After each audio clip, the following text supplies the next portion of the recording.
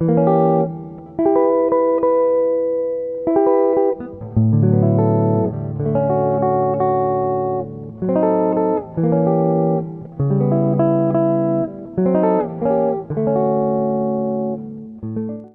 pemirsa dan teman-teman sebangsa dan setanah air, kembali bertemu dengan saya, Sugeng Saryadi, dalam forum Sugeng Saryadi. Tema yang saya angkat, lembaga survei politik.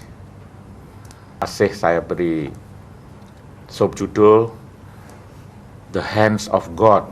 Ini agak sedikit saya bikin sesuatu yang banyak menimbulkan arti. Jadi lembaga survei politik, The Hands of God. Saya mau menyapa dulu para panelis saya. Yang pertama, ini sudah beken sekali nih, Bapak Omar Bakri. Selamat datang, Mas Omar. Ya, ini yang pertama ya datang di meja saya. Saya gembira sekali. Direktur Eksekutif dari Lembaga Survei Nasional. Kemudian yang kedua, Dr. Saiful Mujani. Selamat datang, Mas Saiful. Yang kedua ini, Mas Saiful ya. Direktur Eksekutif dari Lembaga Survei Indonesia. Jadi ini dua-duanya melakukan survei yang menghebohkan ini. Nah, yang berikutnya ini, Dr.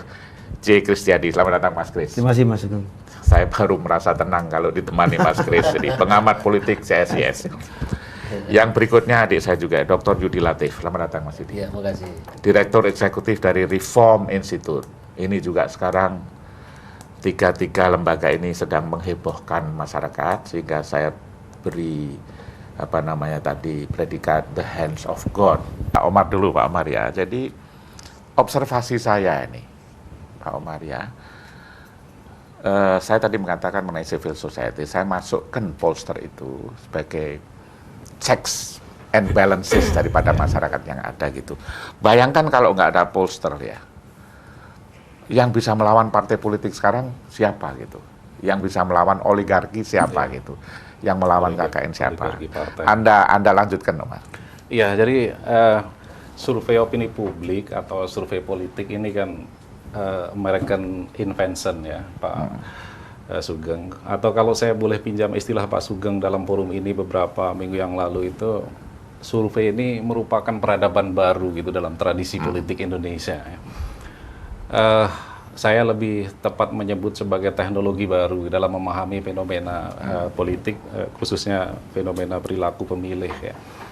Dan setiap teknologi baru, setiap instrumen baru, setiap peradaban baru itu biasanya selalu menimbulkan kontroversi. Setiap teknologi baru itu biasanya untuk negara-negara sedang berkembang itu menimbulkan apa yang disebut dengan gagap teknologi. Nah, terutama di sini yang semuanya ya, semua stakeholder survei barangkali masih menghadapi fenomena gagap teknologi ini. Terutama dalam hal ini adalah yang paling gagap itu para politisi, partai politik ya. Itu gagap sekali menghadapi fenomena ini. Oleh karena mereka bertahun-tahun berkiprah di dunia politik, itu bisa menentukan apa yang mereka mau. Kemudian tiba-tiba ada sebuah kekuatan masyarakat sipil ya, atau civil society yang disebut dengan pollster ini bisa mengontrol mereka ya. Ini kaget gitu mereka ya. Kaget. Dan kegagapan atau kekagetan mereka ini diperlihatkan dalam bentuk respon yang menurut kami ya kurang proporsional gitu ya. Biasanya itu kalau kita di lembaga survei itu setiap kali mau mengumumkan hasil survei itu sudah membayangkan kira-kira respon apa yang akan kita terima dari para politisi atau partai politik atau orang-orang yang berkepentingan dengan hasil survei kita. Kalau angkanya tinggi, mereka akan bilang, wah survei ini objektif, ini bagus ini survei ini. Akan kita jadikan masukan buat pengambilan keputusan partai kita. Tapi kalau angka mereka itu di bawah, itu pasti bahasanya akan selalu sama. Ini survei pesanan, nggak objektif, ini tendensius. Bahasanya selalu seperti itu gitu. Jadi cara pandang mereka ini, para politisi kita seragam seperti itu dalam menghadapi teknologi baru yang bernama survei opini publik ini gitu. Padahal realitasnya Pak Sugeng ya, survei ini dibutuhkan sekali untuk memperkaya demokrasi yang sedang mekar di Indonesia ini. Tadi Pak Sugeng katakan apa yang disebut dengan keterbukaan. Ya.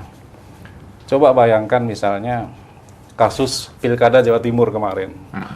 Ketika lembaga-lembaga survei, LSN, LSI, Puskaptis, kemudian Pusdeha mengumumkan hasil survei, hasil Pekon, ya, dan ada yang exit poll, hasilnya semua sama, angka pasangan Kaji itu lebih tinggi dari Karsa. Ya. Setelah KPU mengumumkan ternyata Karsa yang unggul, semua mengatakan lembaga survei nggak ada yang benar. Gitu, ya. Lembaga survei dihakimi habis-habisan. Gitu. Good point. Memang teman-teman waktu itu ada yang mengatakan, oh kita tidak salah karena masih di dalam margin of error angkanya, gitu, masih di bawah 1%. Tapi saya terus terang waktu itu berkata pada pers di Jawa Timur, kita tidak salah lembaga survei, ini yang salah KPU-nya, gitu loh. Jadi ini pasti ada something wrong, gitu. Dan ternyata benar, gitu loh. Setelah sidangkan di Mahkamah Konstitusi, benar, gitu. Yang salah bukan lembaga surveinya, yang salah adalah KPU-nya, gitu. Good point. Ya, jadi quick count-nya nggak ada yang salah, KPU-nya yang salah. Nah, bisa dibayangkan seandainya tidak ada lembaga survei, masyarakat dipaksa menerima hasil yang diterima yang disampaikan oleh KPU itu, padahal itu hasil yang sudah direkayasa. Jadi ini kehadiran lembaga survei ini paling nggak poin ini yang harus kita terima sebagai suatu nilai positif gitu. Alright. Saya kira Very good, Omar. Nah ini ya, Omar, you berdua nih, you sambut nih pertanyaan saya itu. Ini sedang terjadi pertempuran besar yang disebut dalam akademis itu kan checks and balances dalam ilmu politik, kehidupan politik yang sudah matang di negara seperti Amerika gitu. Nah ini civil society itu sedang mencek dan membalance institusi yang lain. Omar, you lanjutkan Omar. Iya, saya sering mengatakan pada teman-teman pers ya, politik kita itu terlalu berbahaya kalau sepenuhnya kita tumpukan kepada para politisi. Dan politik itu bukan hanya urusan para politisi, urusan partai politik, tapi seluruh komponen masyarakat punya hak untuk ikut mengatur politik. Gitu. Nah, jadi kalaupun sekarang ini lembaga-lembaga survei atau pollster itu masih cemooh katakan dalam tanda kutip ya oleh para politisi, tapi seperti juga Bung Saiful tadi sampaikan, sebenarnya itu kalau mereka mengatakan seperti itu hanya di depan ruang publik saja, tapi kalau secara personal mereka mengakui bahwa survei itu mereka butuhkan. Jadi bagi partai politik, bagi politisi, survei itu membuat manajemen politik menjadi lebih efisien, lebih murah, gitu, dan juga lebih presisi dalam membuat keputusan. Nah, itu mereka akui. Gitu. Nah, sedangkan bagi sistem politik kita, pollster, lembaga survei, itu memperkaya demokrasi, ya, memperkaya keterbukaan. Jadi sekarang boleh orang mencaci maki, tapi berapa tahun, 5 tahun atau 10 tahun ke depan, survei ini akan menjadi kebutuhan bagi semua orang yang terlibat dalam politik, khususnya para politisi dan partai politik. Ya. Nah, memang betul ya apa disampaikan oleh Mas Kris bahwa kalau sudah masuk ke ranah politik, ya, politik kekuasaan, itu godaan untuk disalahgunakan atau dimanfaatkan untuk kepentingan politik itu cukup besar.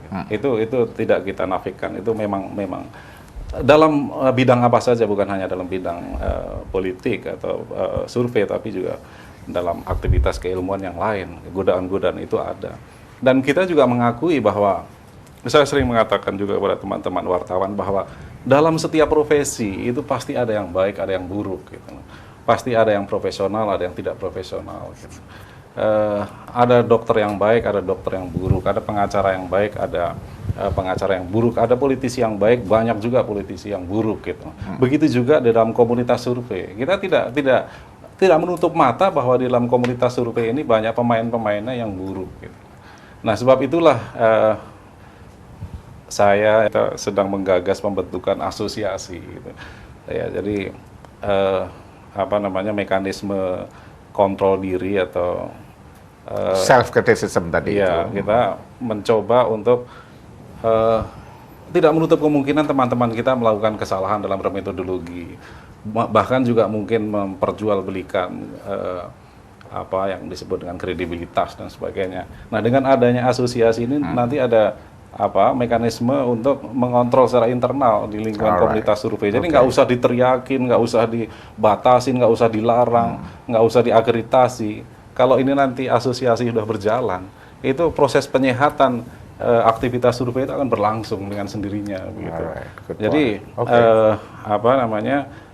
sekali lagi bahwa kepada teman-teman politisi tidak perlulah terlalu khawatir bahwa lembaga survei ini nanti akan menjadi semacam institusi yang akan menghakimi ini ya para politisi-politisi ini secara membabi buta. Kita terikat yang namanya code of conduct, ya, metodologi. Kita terikat kode etik ya, yang sudah diatur secara internasional oleh WAPOR gitu.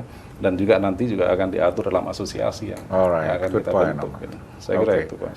Sebelum saya tutup, saya ingin menyampaikan beribu terima kasih kepada para pemirsa yang dari pelosok itu, dari Palu, dari Balikpapan, dari Jawa Timur, dan lain-lain yang mengirim SMS yang saya tidak bisa menjawab, tapi saya mengucapkan beribu terima kasih.